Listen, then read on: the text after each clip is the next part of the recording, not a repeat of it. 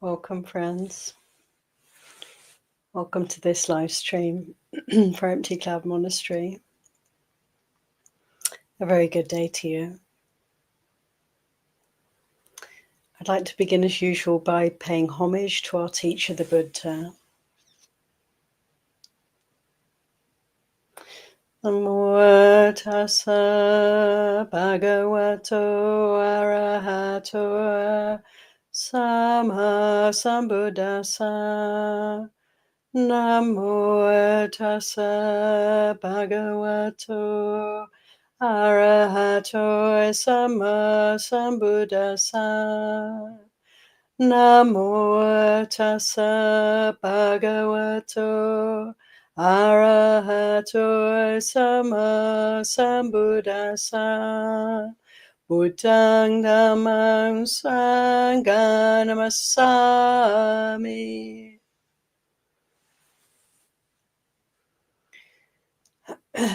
So the topic for today's Dharma session is the topic of joy. The Buddha's teachings on Somanassa. Somanassa is a joyful mental feeling. And of course, this is an enormous topic. I thought I'd break it down into investigating the Buddha's teachings on joy in terms of the path. In terms of the three main divisions of path, that is the Sila, Samadhi and Panya aspects of the path. And I've chosen some excerpts from various teachings of the Buddha to explore this topic. Joy, of course, is a product, you could say a byproduct in a way, of the path of practice. Joy can also be experienced in mundane ways, through pleasant experiences with this body and mind in this life. So there's a distinction made in the Buddha's teachings between coarse pleasures, you could say, sense pleasures, and more spiritual experiences of joy and well-being. The former being transient, unreliable, subject to change, and hence, tinged with suffering. And the latter being more reliable, more consistent, a sort of accumulation, if you like, or a manifestation of joy that grows on the spiritual path, on the path of practice, and is to be experienced for each person. And so let's look at joy, friends, today. And I'll begin with joy in relation to Sila, this third part of the Noble Eightfold Path. So the Sila, Samadhi and Panya are developed on the Noble Eightfold Path. Let's look at Sila and how there can be joy in relation to virtue. So there's a very helpful sutta on this topic, which is Majjhima 129. It's called Bala Pandita Sutta. It's about foolish and wise people and distinguishing between the two. And you can imagine a foolish person is one who is sort of stubbornly maintaining a life of hedonistic pleasure, cultivating mundane pleasures and ignoring the bigger picture, ignoring the trajectory of life, ignoring the afterlife if there is one, and not really coming out of ignorance or suffering in this way. The wise person is a person who's cultivating spiritual path. In terms of virtue, we have these teachings here. I'd like to read to you from the sutta.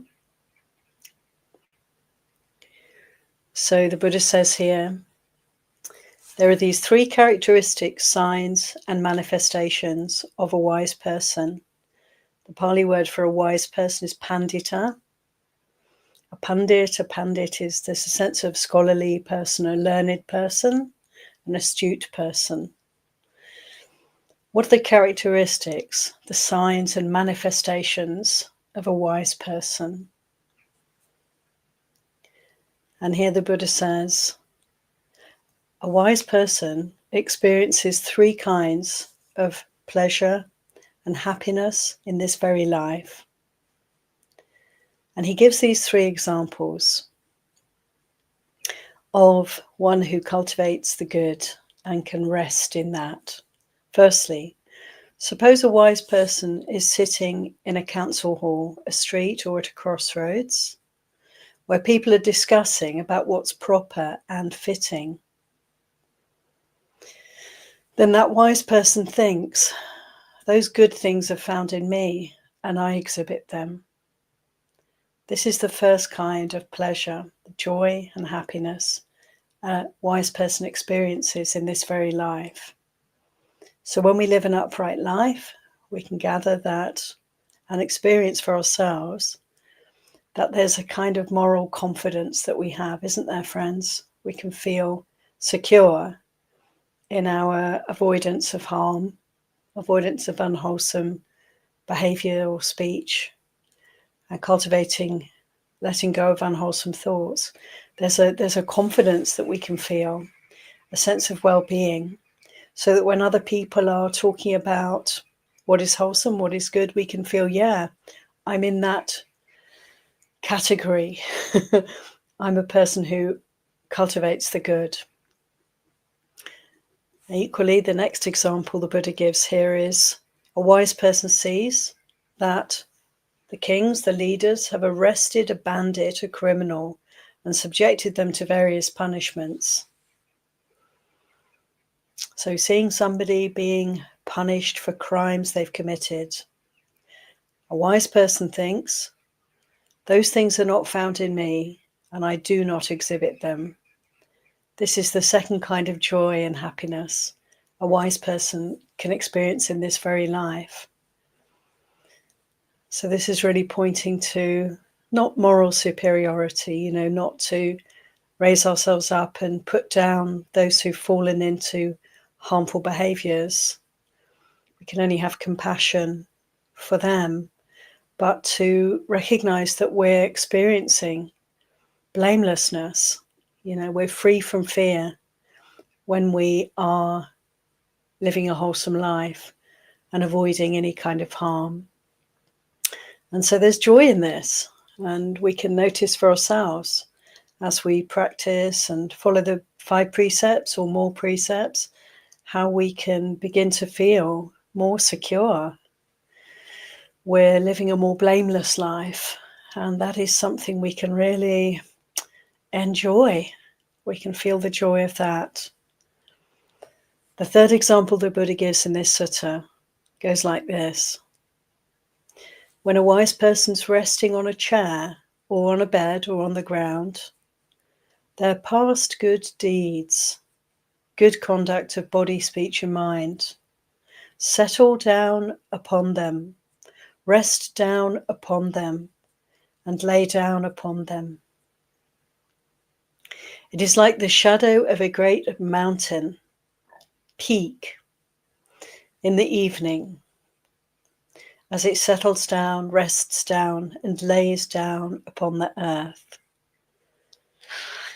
Then that wise person thinks, well, I haven't done bad things, violence and sin. I've done good and skillful things that keep me safe. When I pass away, I'll go to a place where people who've done such things go. I won't be sorrowing, wailing, and lamenting, falling into confusion. When this body breaks up after death, there'll be a rebirth in a good place, a heavenly realm. So there is, again, this joy in the virtue that we have accumulated over the life. If we live an upright life, a wholesome life. And it's a beautiful image, isn't it? This mountain where the sun's setting and the shadow of the mountain falls upon the land and rests there, envelops that area. That sense of the goodness, the joy of good living, wholesome life is something that can envelop us, can hold us, can be like a safety blanket for us, keeping us warm, keeping us free from danger. And the sense of the future, if we think about the future at all, is something not so frightening or anxiety making. Rather, there's a sense of, well, I've done my best, I've lived as well as I could. I've struggled perhaps at times to maintain virtue and overcome many temptations, perhaps turned away from many unwholesome possibilities. It's not been easy necessarily. There's a sense of having done well. And so this sense of the future is also one imbued with fearlessness. Don't have to worry about the karma and where it leads. As much as we can be safe, we're safe in our moral sort of standpoint, in the goodness that has been done, that is being done, and that we are cultivating in the future. So this sutta is really pointing to the security, the safety for a wise person of practicing sila, practicing virtue. So this is one of the ways, friends, in which we can feel joy. We can cultivate joy. If we're not feeling good about the ways we're behaving and manifesting in the world, then we can cultivate harmlessness and notice, the product, the byproduct of virtue is this joy, is this sense of contentment and calm and peace that can steal upon us. So this is the first way in which we can experience mental joy, through practicing sila. Looking at samadhi practice and how this also brings so much mental joy and well-being for us. There's a very beautiful sutta in Majjhima Atthakkanagara Sutta, number 52. Here Ananda's speaking.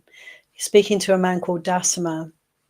And this person asks Ananda, what are the ways to the deathless? Can you explain to me a way to Nibbana, a way to liberation?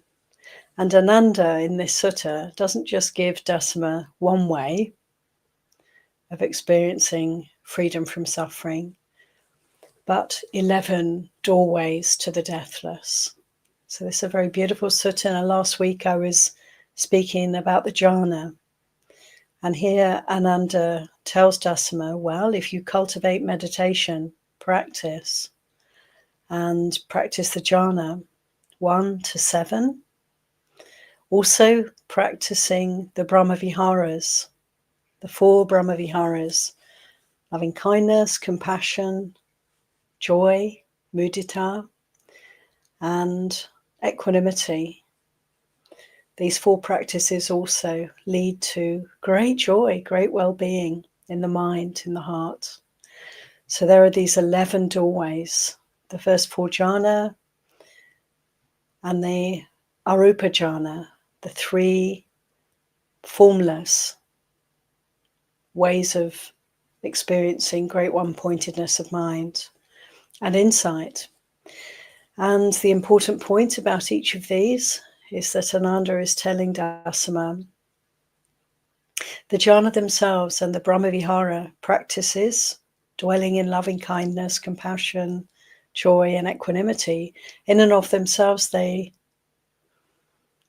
enable great joy to be experienced in the mind, in the heart. But the truly wise person recognizes that all these meditations, all these ways of absorbing the mind, to experience great joy are nevertheless conditioned.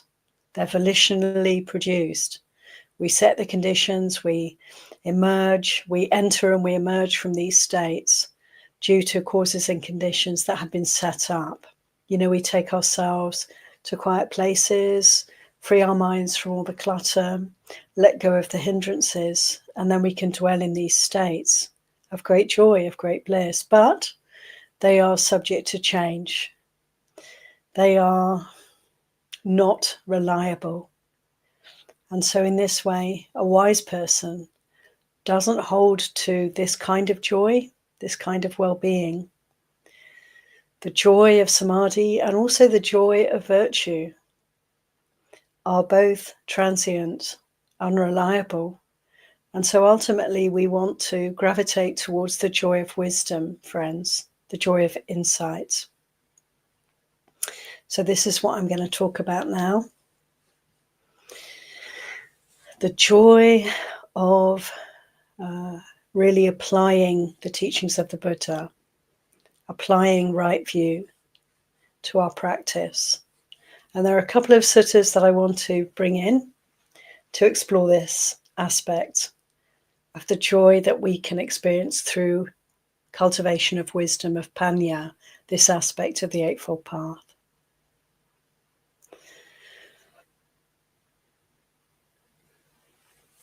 So first of all, I'm going to speak a little bit about Majjhima 137, Slayatana Vibhanga Sutta. This is an exploration of the six senses. And in this sutta, the Buddha speaks about the joy that we can experience through the six senses. This described as household joy, you know, domestic happiness. That is the joy that is mundane, the joy that we can experience through sight, sound, smells, taste, touches, and thoughts. This joy is, of course, transient, of course, subject to conditions. It is an unreliable kind of joy. The Buddha goes on to speak about the six kinds of renunciant joy. So the joy that can be experienced through insight. And that is, he says, there are these six kinds of renunciant happiness. When you have understood the impermanence of sight, sound, smells, tastes, touches, and thoughts, when you've understood their perishing and fading away and cessation, then happiness arises, joy arises, as you truly understand, through right understanding, that both formerly and now, all these things are impermanent. All these experiences are inherently suffering. They are perishable. Anicca, dukkha, viparinama. Changing, unsatisfactory, and falling away. So the joy, the renunciant joy, in relation to the six senses, is this understanding of anicca, anatta, dukkha, you could say. The truth of the way things are. And this gives a joy in the heart, does it not, friends? To contemplate the Buddha's teachings, to apply them to our experience, to see how things are constantly changing, inherently unsatisfactory, therefore, not self, therefore, everything's falling away, arising and passing. To see in this way, we can experience renunciant joy. And then in this sutta, the Buddha goes on to say, you know, we can allow this renunciant joy, the joy of insight, to enable us to let go of the mundane joy of sense delights. Because it's a joy so much more profound, so much more reliable, more continuous. It can be like a baseline for us over time. And also, this renunciant joy of insight, we can also use to eclipse, to do away with, to overcome any kind of renunciant sadness. Sometimes we may feel this path is so long, I'm not really getting anywhere. It's 2 steps forwards, 1 step, 3 steps back, rather. 3 steps back. It's so hard. I struggle so much to let go of what I know I should be able to let go of, but I can't.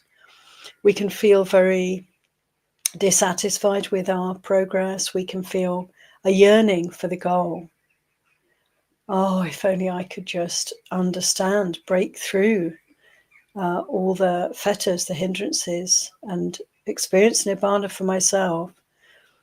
I'm so tired of learning about it, reading about it, but not actually experiencing peace, and so forth.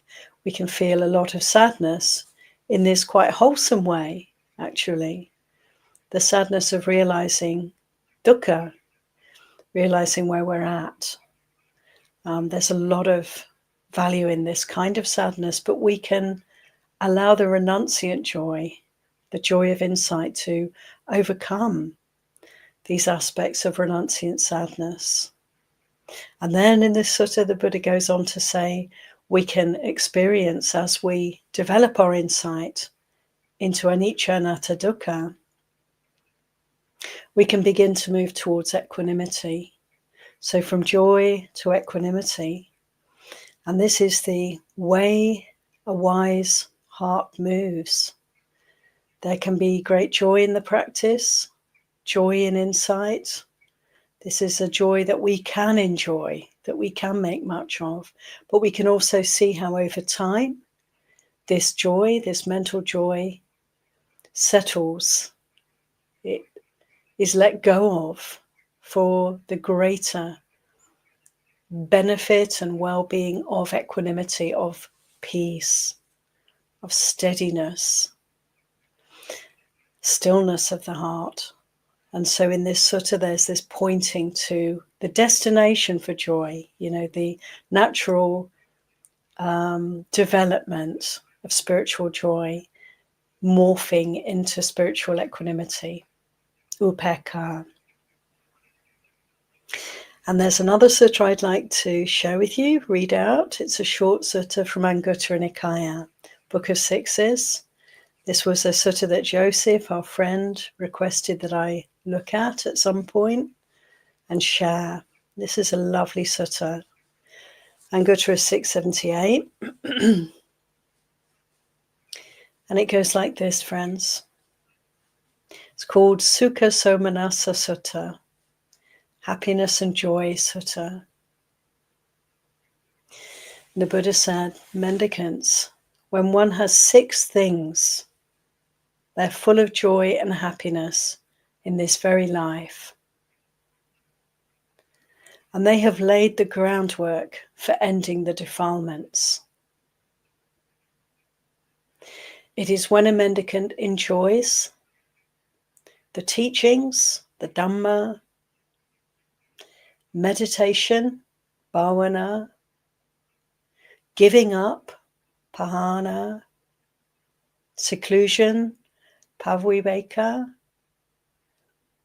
kindness, abhyapaja, and non-proliferation, nipapancha.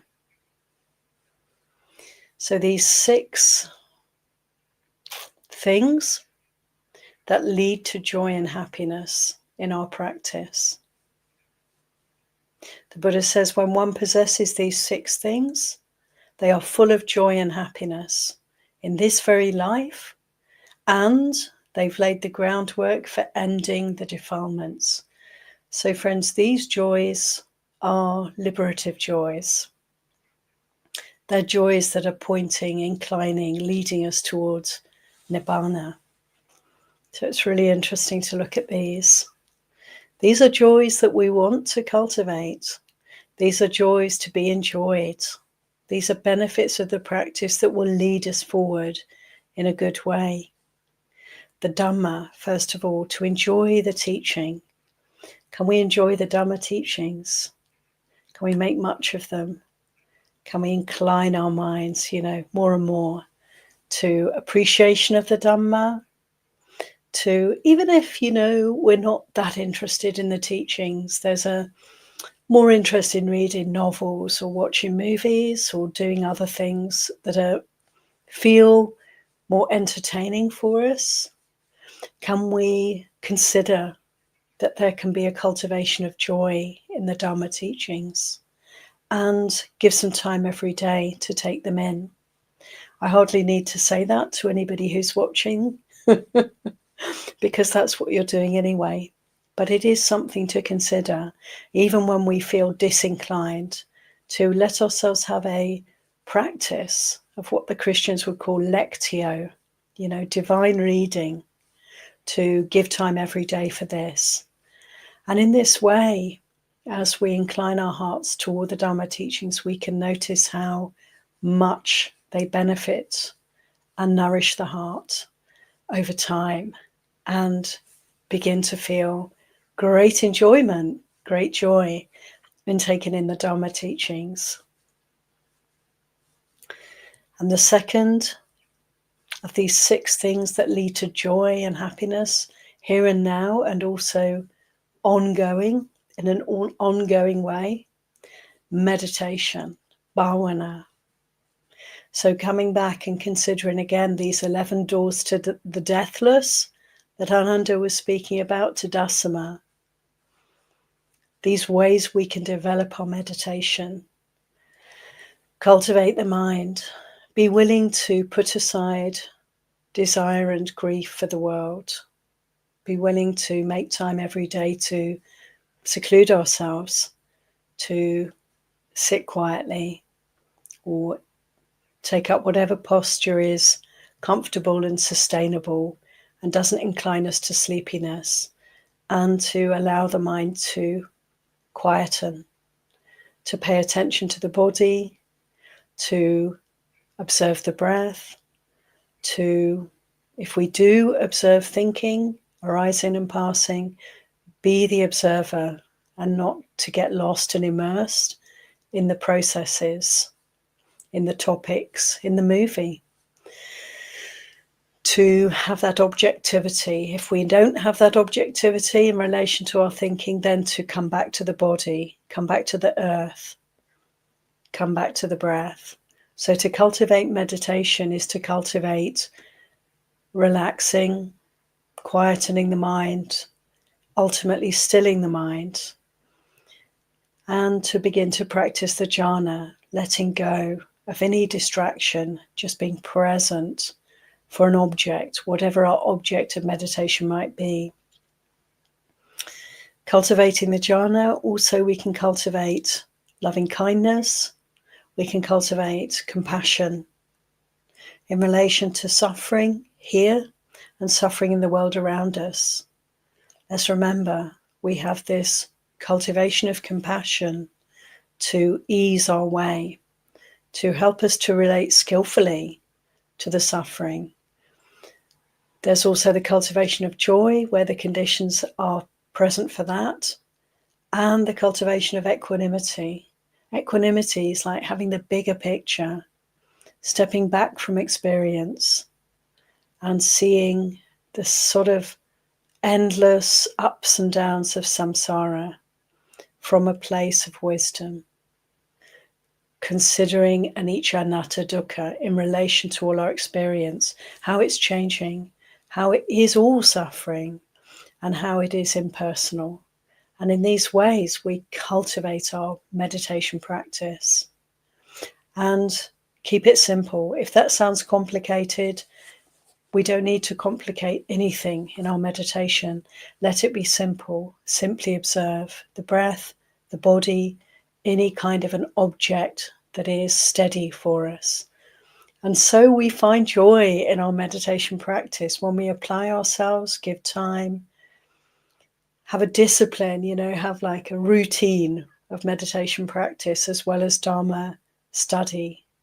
To have these 2 in our lives is such a joy when we allow ourselves the space and time for these gifts, these great supports for the heart, for the mind.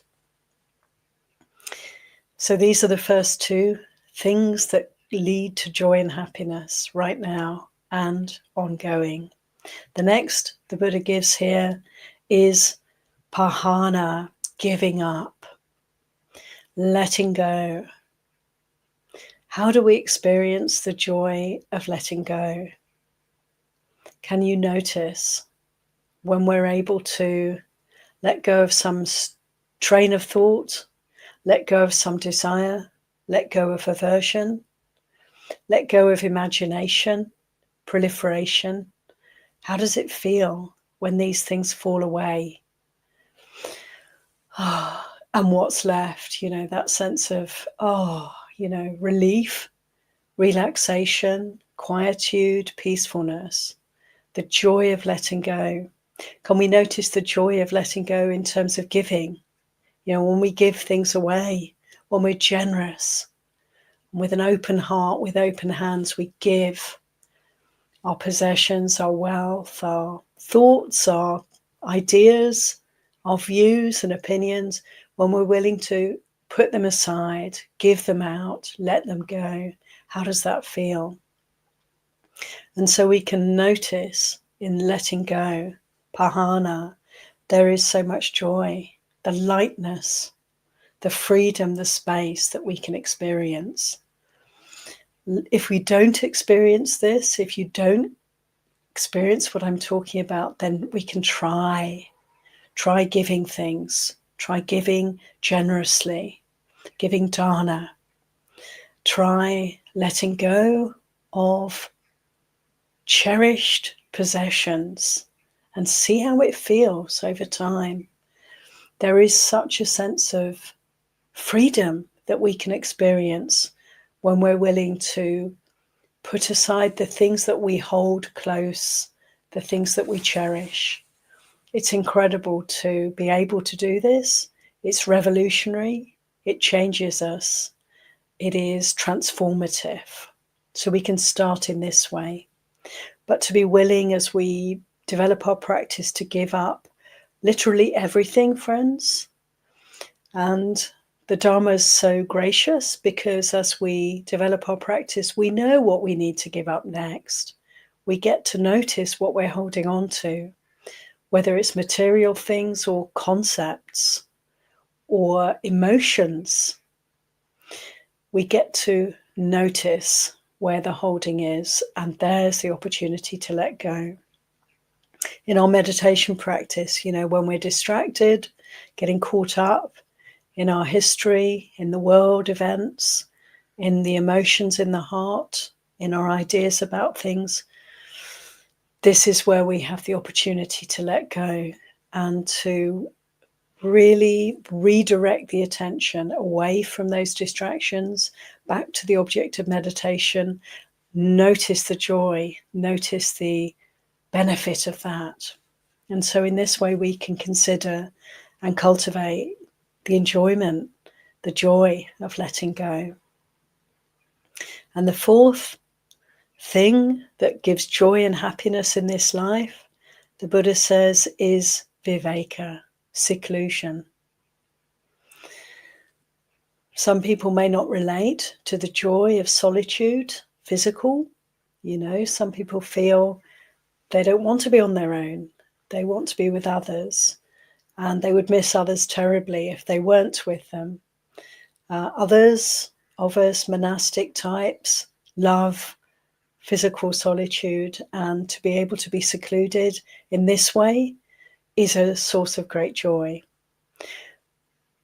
But we can consider really that here the Buddha may well be pointing to the deeper seclusion from the defilements, seclusion from the taints, seclusion from Mara, from that which is deluding us, from that which is pulling us away from happiness, trapping us and fettering us, to experience the joy of letting go of the fetters, of the hindrances.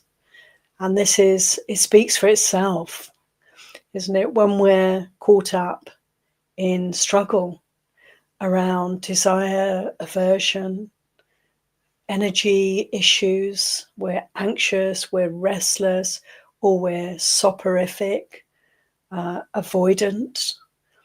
These are painful states. And to be able to work with these states, we can acknowledge them, we can bear with them, and then we can see them fade away. And this freedom from the hindrances is clearly a source of great joy. And so this seclusion, I think, is the seclusion we can consider here. There's also the benefit of taking ourselves apart from the rest, from others, and meditating. There is great joy in this possibility for us. But more importantly, let's consider what are we taking with us when we meditate, when we go to quiet places and we have some time alone. We're taking with us all of the clutter in the heart, in the mind, and to be able to be secluded from this, from distraction, from aversion, from desire, from all the obscurations of the mind. And in our meditation practice, as we cultivate the joy of meditation, the joy of learning the Dhammas, so we get a handle on how to cultivate the joy of seclusion also. And then the fifth source of great joy and happiness for us, here the Buddha says, is abhyapaja, is kindness. This points back to the joy of virtue, doesn't it? The joy of goodness, the sort of moral confidence we can feel when we are harmless, when we are helping, the joy of kindness. This is something to really make much of. We can dismiss our small acts of kindness and consideration and think not much of them. But here the Buddha is saying to us, let's enjoy them. Let's enjoy the goodness of our lives. Let's enjoy the kind acts that we perform. Allow them to nourish the heart, and they are leading us towards liberation, is what's being said here.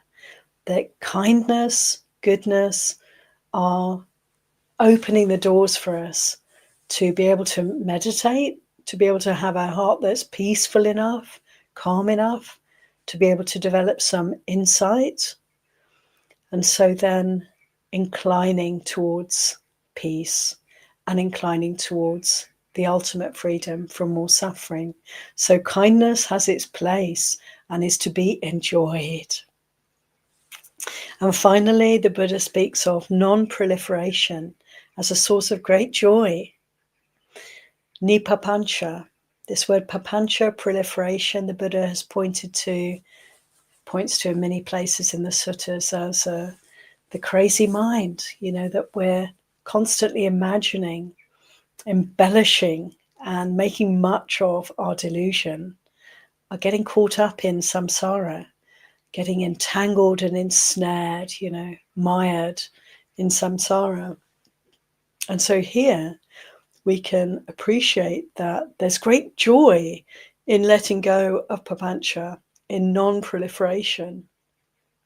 So when we're meditating, we have a lot of distraction in the mind. We're thinking of this, that, and the other. The tendency for us to obsess over things is there. We can remember that all of this is to be let go of. Feel the joy of letting go and feel the joy of non-proliferation. To appreciate that we're creating so much. We're creating suffering, and it's a habit that we've been in for a long time. And this whole practice is encouraging us to notice that, to see how we produce so much and create so much of our worlds, and to let go of that creating. And in this way, of course, we get to, yes, appreciate the joy of non-proliferation. It's also the joy of simplicity, of freedom from all of that, of peace.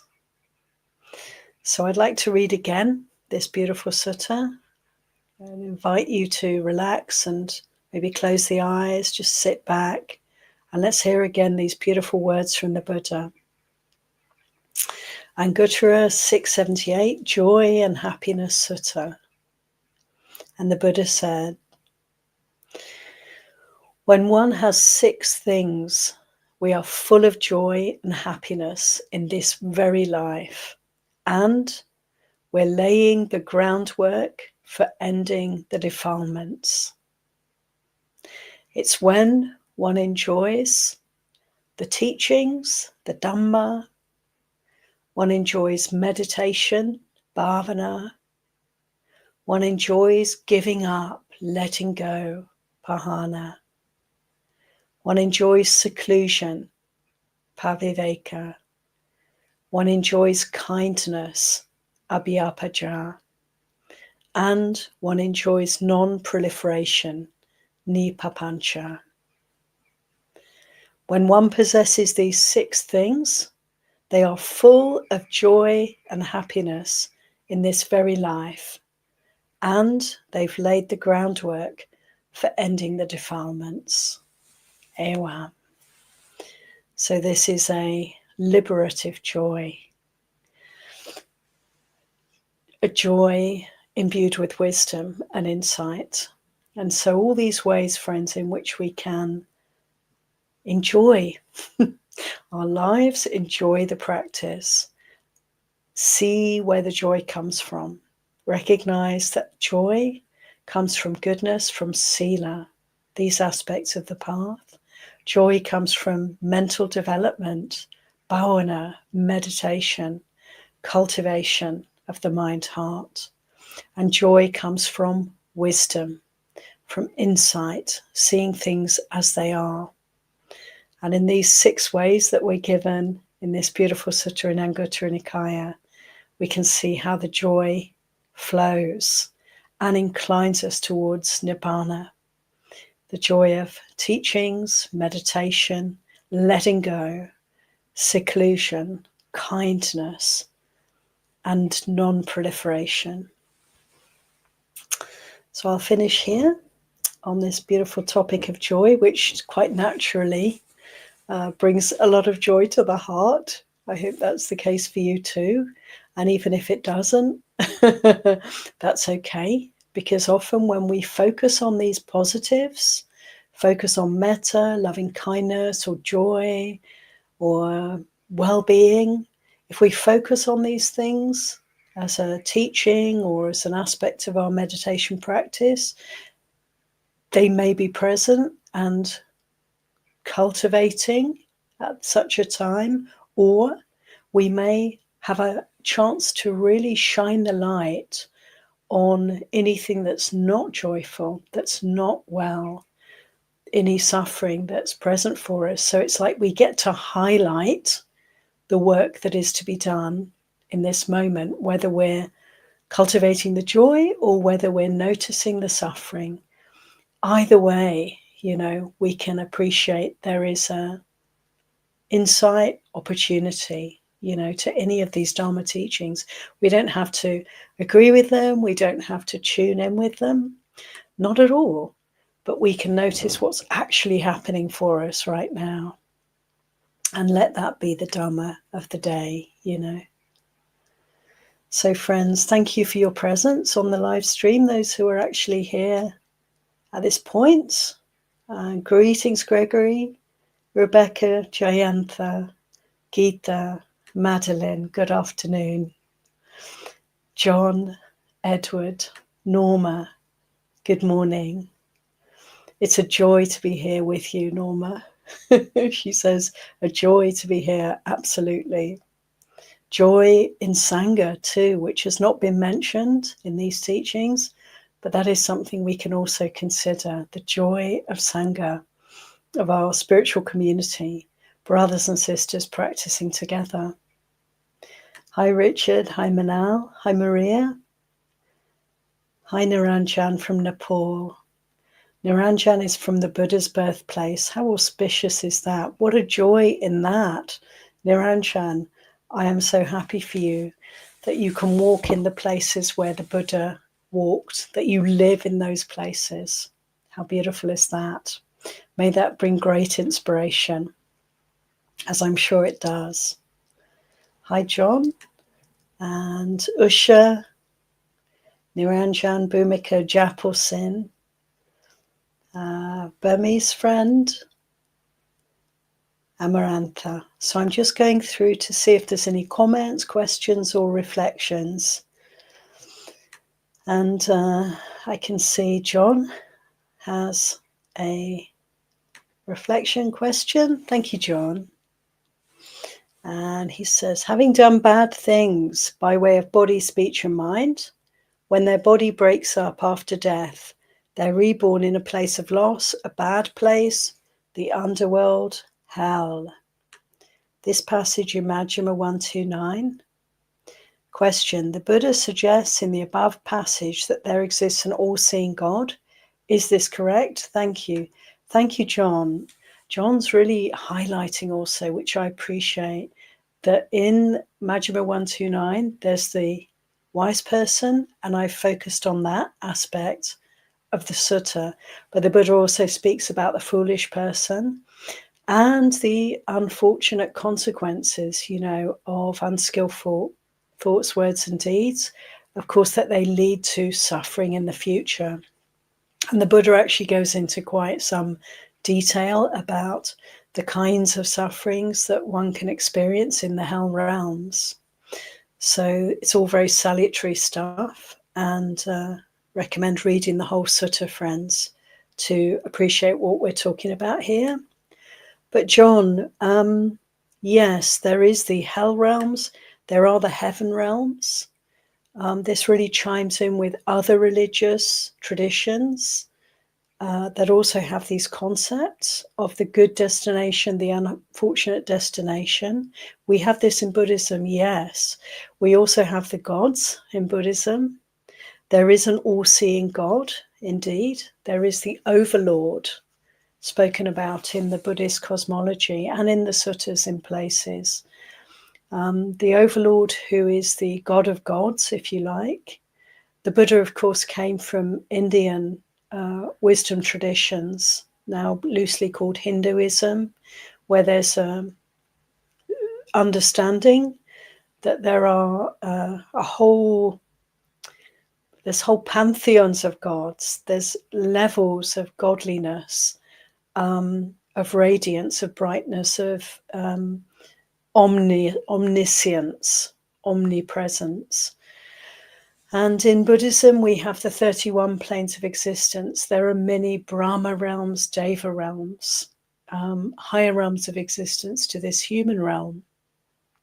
And they are ascending in order of, there's a increasing radiance and increasing reach of the heart, the mind of such beings. And so, yes, we are in a way all connected within samsara. One can go from the highest to the lowest and back again. If we appreciate the Buddha's teaching that samsara is beginningless and endless, we can consider the possibility that we've been everywhere. We've been in the highest realms, we've been in the lowest realms. We may have some appreciation of that, even in this lifetime, in our practice, in our meditation, in our lives. We can experience states of great distress, burning anger, hatred, confusion, quite hellish states of mind. And we can also experience very blissful states. We've been talking about joy today. That's a very heavenly experience for a human being, to open to joy. The devas, the gods particularly, we're told, dwell in perpetual states of love, compassion, joy, and equanimity. One could also say these are the natural states of the mind. But here you're asking, is there an overlord? Is there a supreme God? In a way, yes, in Buddhism there is. And we can align with that God. We can fall in line in samsara, and we can benefit ourselves through considering the values and the attitudes and the practices that may connect us with the heavenly realms and the heavenly beings. And those ways and attitudes and practices are the practices of goodness, cultivation of love, compassion, joy, and equanimity. And so we can make much of those qualities. And indeed, making much of those qualities helps us also to break free from samsara, because they're the qualities that really open the heart to insight. But there is something beyond this settling for samsara, even the best that it has to offer. And the reason that we are compelled to do this as people who understand the Dharma is that even if we were to worship the gods and to aspire to fall in line and to be like the higher beings, to be in a way under their sway through practicing in these good ways and developing these good qualities, yet we will miss the opportunity, the potential that we have to do something so much more bright and wholesome, and to free our hearts from suffering. So rather than worshipping gods and aspiring to be like gods and to be reborn in higher planes of existence, more beneficial in the limited time that we have to focus on nibbana, to breaking free, to letting go of attachment to any kind of existence whatsoever.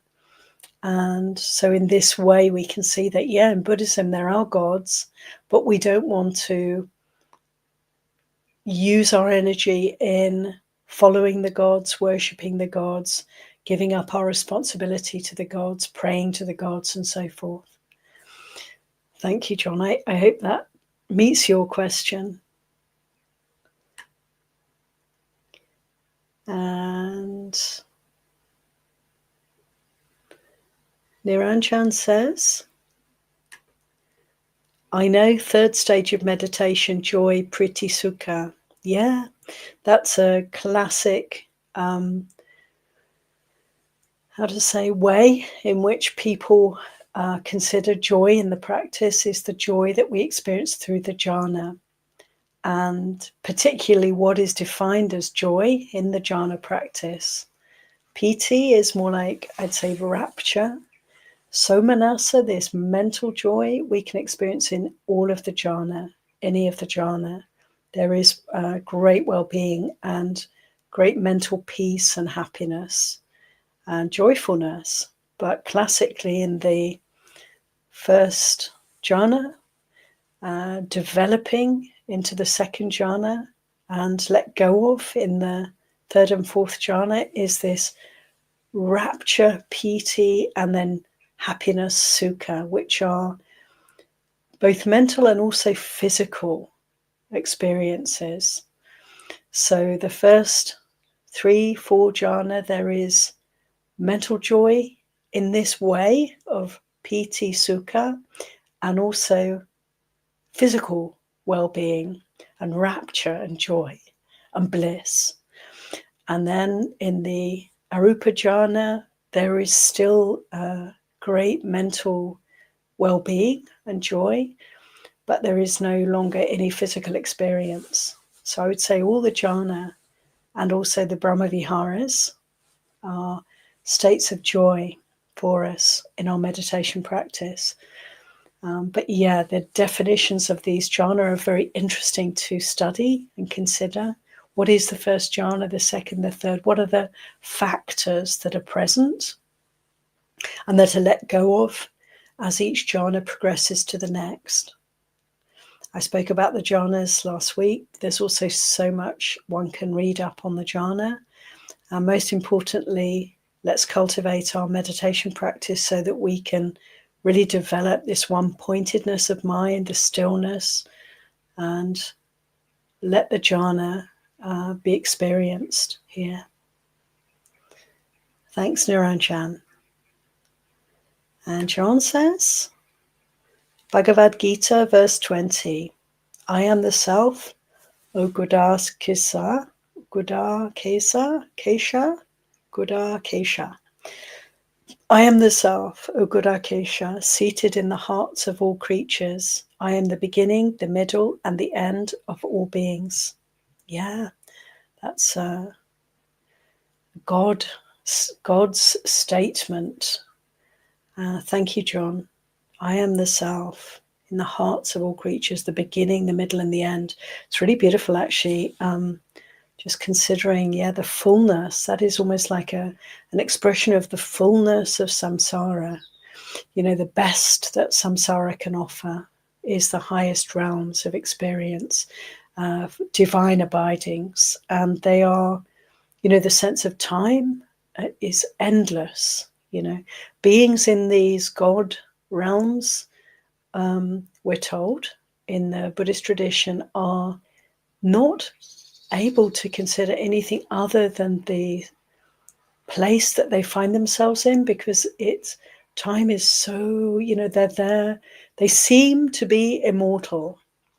There's no sense of aging or mortality whatsoever. And yet, after an exceedingly long period of time, I think of it as like the planets, the suns. They're like stars, perhaps.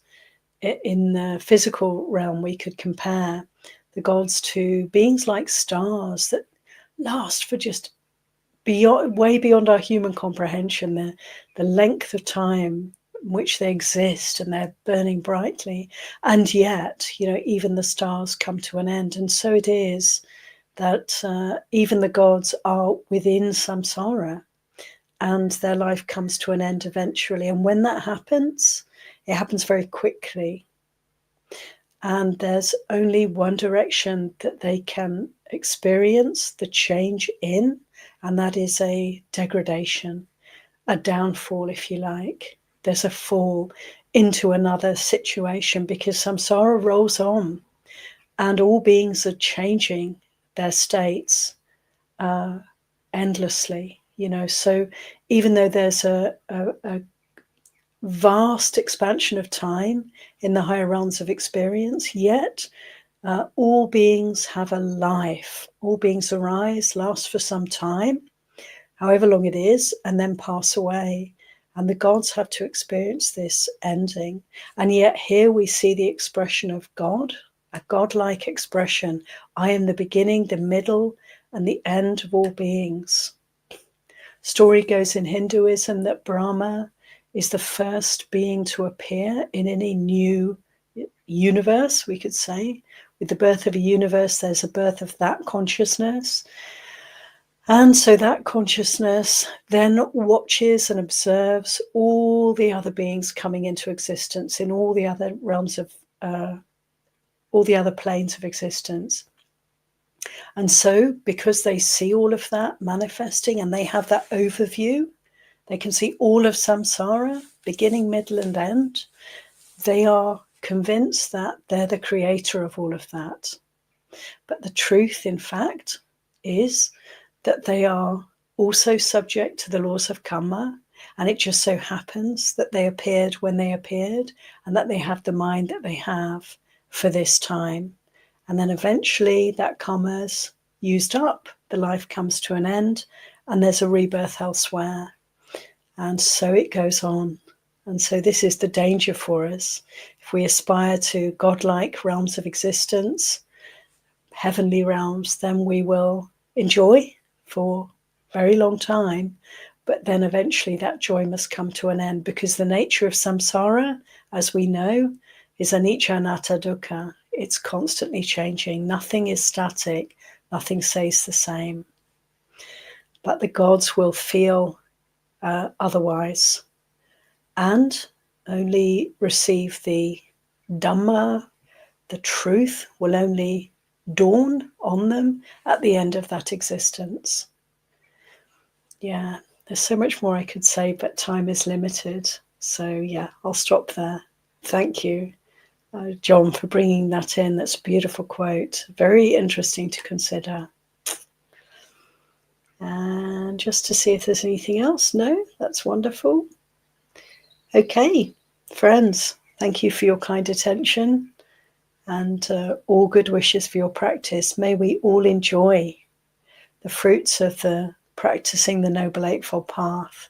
Enjoy the Sila, enjoy Samadhi, enjoy developing wisdom and insight. And may we all incline our hearts towards the complete peace and freedom that is Nibbana. Let's conclude with 3 heartfelt sadhus to our teacher, the Buddha. Sadhu, sadhu, sadhu, anumodami.